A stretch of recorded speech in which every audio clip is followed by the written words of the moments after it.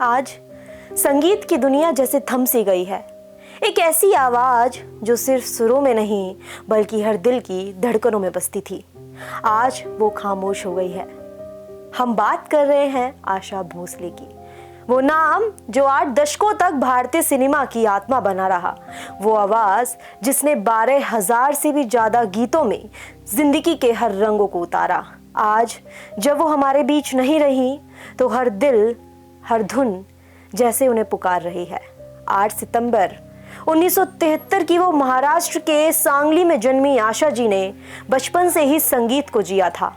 उनके पिता पंडित दीनानाथ मंगेशकर एक महान शास्त्रीय गायक थे, लेकिन किस्मत ने बहुत जल्दी उन्हें अकेला कर दिया।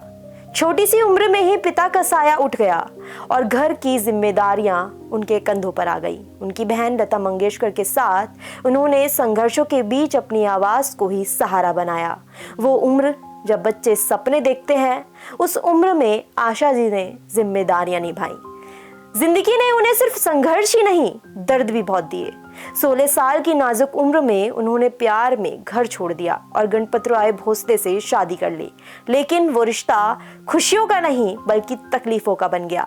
घरेलू हिंसा, अपमान और टूटे रिश्तों के बीच उन्होंने बहुत कुछ सहा और फिर एक दिन 3 बच्चों के साथ मायके लौट आईं। शायद कोई और होता तो टूट जाता, लेकिन आशा जी नहीं टूटी। उन्होंने अपने टूटे हुए सपनों को ही अपनी ताकत बना लिया। फिर शुरू हुआ एक लंबा संघर्ष। 1950 का वो दौर जब उन्हें छोटी फिल्मों में ही गाने मिलते थे, जहां दूसरे गायक शायद जाने से कतराते थे। वहां आशा जी अपनी पूरी जान लगाकर गाती थी। धीरे धीरे उनकी मेहनत रंग लाने लगी। 1956 में फिल्म CID का गाना लेके पहला पहला प्यार उनकी पहचान बन गया। इसके बाद उनकी आवाज ने कभी पीछे मुड़कर ही नहीं देखा। OP नैयर के साथ उनकी जोड़ी ने संगीत को नई पहचान दी। आइए मेहरबान, ये है रेशमी जुल्फों का अंधेरा जैसे गीत आज भी दिलों में बसते हैं। फिर उनकी जिंदगी में आए राहुल देव बर्मन, एक ऐसा साथ जिसने ना सिर्फ उनकी निजी जिंदगी को सहारा दिया बल्कि संगीत को भी एक नया आयाम दिया। पिया तू अब तो आजा, दम मारो दम, ये मेरा दिल, ये सिर्फ गाने नहीं थे, ये उस दौर की धड़कन थे। आशा जी की आवाज में वो जादू था जो हर एहसास को जी उठता था, चाहे वो गजल की नजाकत हो या डांस नंबर की मस्ती। दिल चीज क्या है जैसे गजलों में उनकी गहराइयों ने दुनिया को हैरान कर दिया। तो रंगीला रे जैसे गानों ने उनकी चंचलता ने हर किसी को झूमने पर मजबूर कर दिया। वो सिर्फ एक गायिका नहीं थी, वो हर एहसास की आवाज थी। उन्होंने हिंदी, मराठी समेत 18 से भी ज्यादा भाषाओं में गाकर ये साबित कर दिया कि संगीत की कोई सीमा नहीं होती। 2011 में Guinness book of world records ने उन्हें दुनिया की सबसे ज्यादा रिकॉर्ड्स की गई कलाकारों के रूप में मान्यता दी, लेकिन सच तो ये था कि उनका असली रिकॉर्ड लोगों के दिलों में है, जहां वो हमेशा नंबर 1 रहेंगी। उन्हें दादा साहब फाल्के पुरस्कार से सम्मानित किया गया, पद्म भूषण से नवाजा गया और 7 बार फिल्म फेयर अवार्ड मिला, लेकिन इन सबसे बड़ा सम्मान था वो प्यार जो उन्हें हर घर में मिला।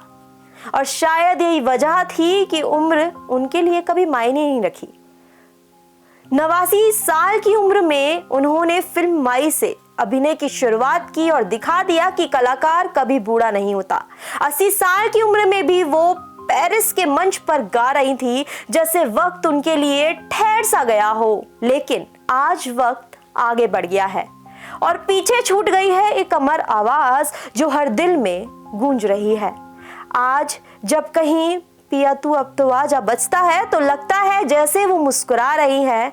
जब दम मारो दम सुनाई देता है तो लगता है जैसे वो हमारे आसपास ही हैं। और जब दिल चीज क्या है की गहराई दिल को छूती है तो आंखें खुद ब खुद नम हो जाती हैं। आशा जी, आप कहीं नहीं गई, आप हर उस गीत में जिंदा हैं जिसे हमने कभी महसूस किया है। आप हर उस धड़कन में हैं जो संगीत से जुड़ी है। आपकी आवाज कभी खामोश नहीं हो सकती क्योंकि वो अब हमारी यादों में बस चुकी है। आप सिर्फ एक नाम नहीं थी, आप एक एहसास थी और एक ऐसे युग कभी खत्म नहीं होते, बस यादों में अमर रह जाते हैं। आपको शत शत नमन। और ऐसी तमाम जानकारी के लिए बने रहे हमारे साथ। मैं हूं मीका और देखते रहे प्राइम न्यूज़।